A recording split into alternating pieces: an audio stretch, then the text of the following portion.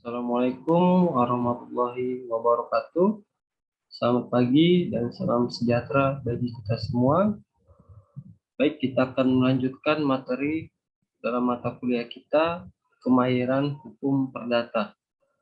Seperti di pertemuan sebelumnya, saya sudah menjelaskan terkait dengan materi-materi yang harus kita persiapkan dalam hal penyiapan berkas kelompok dan juga penentuan anggota kelompok sebelum kita laksanakan klinis ataupun praktik peradilan semu. Dalam hal ini saya sudah mempersiapkan di Zoom bagaimana nanti kita menggunakan praktik peradilan semu kita pada mata kuliah kemahiran hukum perdata.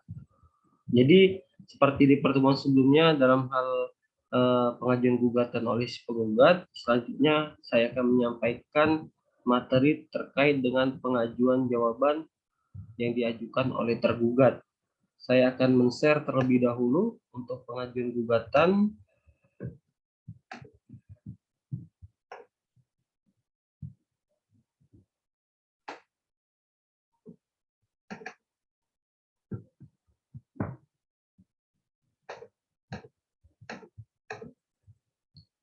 Baik, untuk pengajuan jawaban dalam hal ini oleh si tergugat, yang pertama ada identitas para pihak, kemudian posita, dan selanjutnya yaitu petitum. Dalam hal ini, bila mana pada saat selesainya proses persidangan, dalam hal ini pembacaan gugatan oleh si penggugat, maka acara persidangan selanjutnya yaitu pembacaan ataupun pengajuan jawaban oleh kuasa hukum tergugat atau dalam hal ini oleh si tergugat. Jadi dalam pengajuan jawaban ini pada dasarnya itu menyanggah seluruh gugatan yang diajukan oleh si penggugat. Bila kita tidak mampu menyanggah isi gugatan penggugat, bisa saja gugatan penggugat dikabulkan oleh majelis hakim. Makanya kita harus mampu menyanggah seluruh gugatan yang diajukan oleh si penggugat. Dalam hal ini persidangan yang sebelumnya yaitu gugatan, kemudian kita fokus pada saat kelengkapan berkas yaitu pada saat tahapan jawaban. Pada saat tahapan jawaban sama halnya juga dengan gugatan, kita harus mampu melengkapi dalam hal identitas para pihak, siapa yang menjadi penggugat dan siapa yang menjadi tergugatnya. Dalam hal ini sudah saya contohkan dan kemudian siapa yang menjadi pihaknya pada saat pengajuan gugatan dan juga disesuaikan dengan berkas masing-masing kelompok. Kemudian dalam hal ini posita ataupun dasar alasan seseorang mengajukan, dalam hal ini kita membantah gugatan yang diajukan oleh si penggugat. Dalam pengajuan jawaban ini kita harus memastikan dalam persidangan bahwasanya kita dalam menyiapkan jawaban kita sudah mempersiapkan bukti-bukti, baik itu bukti surat kita ataupun saksi untuk menyanggah gugatan yang diajukan oleh penggugat. Jadi kita harus sudah mempunyai dasar.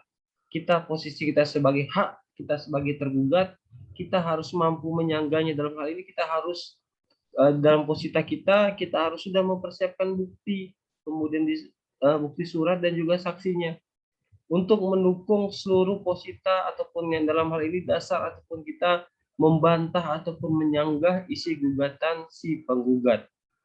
Jadi persidangannya akan berjalan cepat. Jadi nanti pada saat tahapan jawaban ke replik, ke duplik sampai juga dengan putusan. Maka kita harus mampu dengan cepat mempersiapkan alat bukti kita untuk mendukung seluruh fakta yang kemudian kita tuangkan dalam isi posita. Jadi kesiapan kita dalam menyanggah akan mempermudah kita untuk mempertahankan hak kita sebagai tergugat. Kemudian setelah kita menguraikan isi posita kita, kemudian kita harus menguraikannya ke dalam petitum. Hal yang kita mohonkan ataupun tuntutan yang kita mohonkan kepada majelis hakim. Jadi kita harus seperti halnya juga dengan gugatan, antara posita dan petitum harus kita sinkronkan atau saling berhubungan satu sama lain supaya pada saat pengajuan posita yang kemudian kita kuatkan dalil-dalil posita kita, kemudian dalam hal petitum saling berhubungan dan saling konsisten antara pembuatannya. Jadi di dalam petitum hal yang dimohonkan oleh si tergugat dalam hal ini kita misalnya seperti isinya menolak gugatan penggugat untuk seluruhnya. Jadi kita uraikan, kita menolak gugatan penggugat untuk seluruhnya, kemudian kita bisa menguraikan bahwasannya tergugat tidak melakukan perbuatan melawan prestasi kah atau perbuatan melawan hukum kah, kemudian bisa kita uraikan atau menjelaskan juga menghukum penggugat untuk membayar biaya perkara yang timbul dalam perkara ini. Jadi inilah yang petitum yang dimohonkan oleh si tergugat dalam hal pengajuan jawaban. Pada dasarnya si tergugat harus mampu menyanggah ke seluruh isi gugatan oleh si penggugat. Dalam hal ini kesiapan kita dalam meracik ataupun menemukan alat-alat bukti kita, baik itu alat bukti surat dan saksi, sesuai dengan fakta yang ada di dalam gugatan oleh si penggugat, kemudian kita bantah ke dalam isi fakta jawaban kita yang kemudian kita dalilkan dalam isi posita, kemudian kita uraikan ataupun kita tuntut ataupun kita mohonkan dalam petitum supaya pembuatan jawaban kita akan lebih dapat mempertahankan hak kita sebagai tergugat.